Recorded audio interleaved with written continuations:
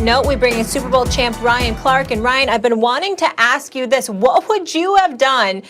Obviously, you're a defensive player. If that play was called, Ryan, that's never happened before, and there's a reason for it.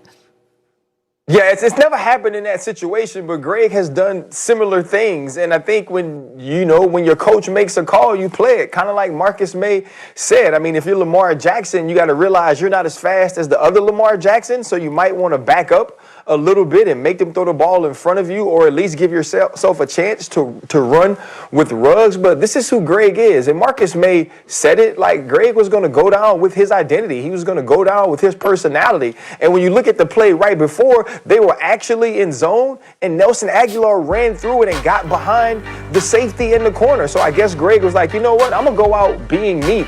And shoot, now we know he really went out.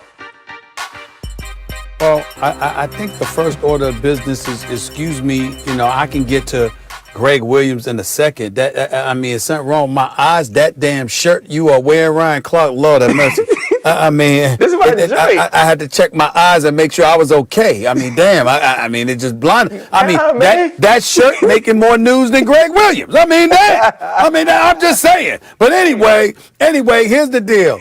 I'm just going to regurgitate what my original comments were, and that is this, man.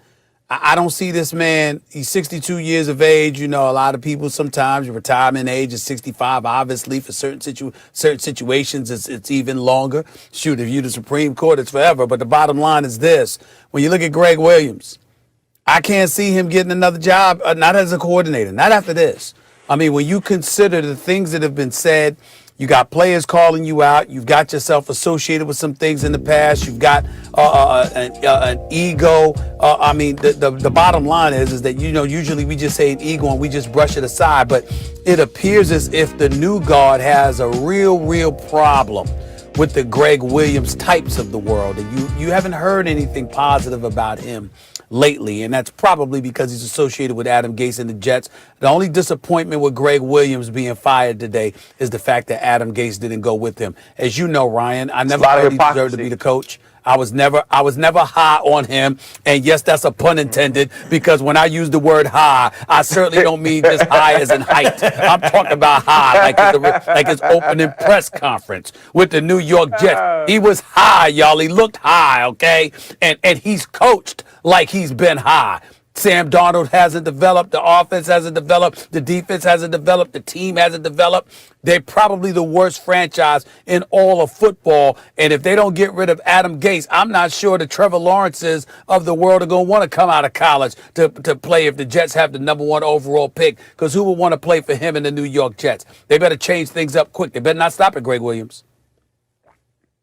Well, I'm glad, actually, Ryan, you're on this segment, because I want to throw this past you or at you.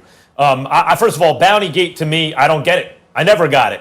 Who cares if the point is to injure, so long as you do it within the rules? You're playing tackle football. Part of the game is attrition. Yeah. So go knock that guy out of the game. I know as an LT fan when I was a kid, and LT would put his shoulder pad into the small of a dude's back, and the dude would collapse in a wave or snap like in a wave. I'd be like, ooh, get him, LT, right? That's part of the game. If you knock the other quarterback out, as long as he's not breaking the rules, that's tackle football. But this is different. First of all, your own defender goes at you. Your head coach doesn't back you up. The opposing quarterback thanks you for the play call, right?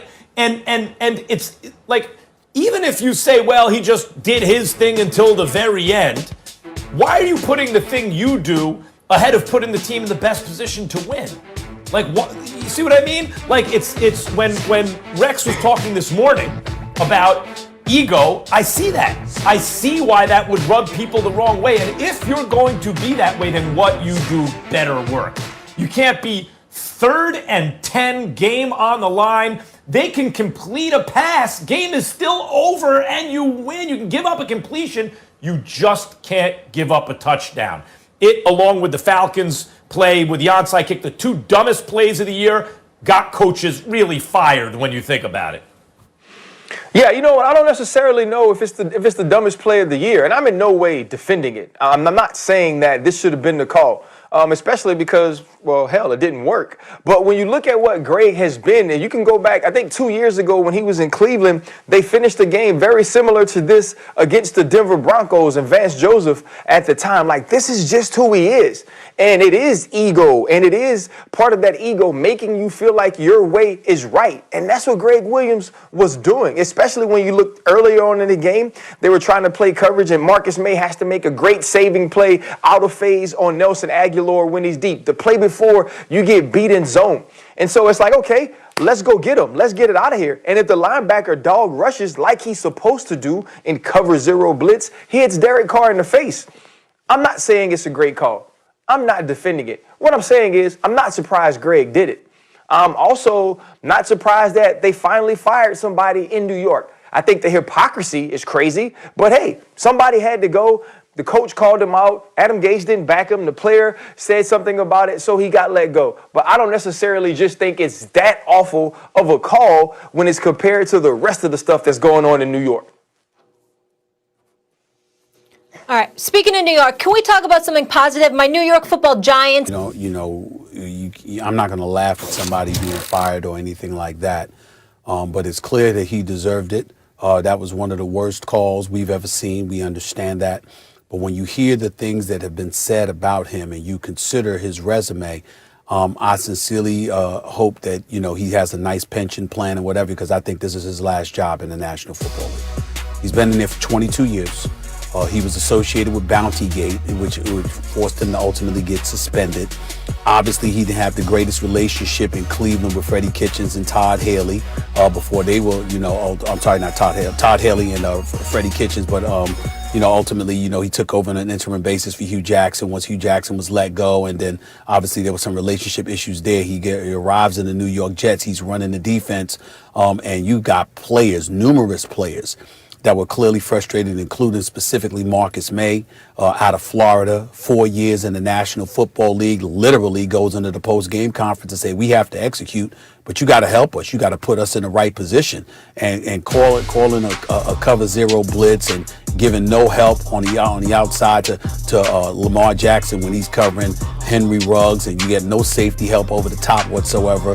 It's just so flagrantly bad, so unnecessary, so inept.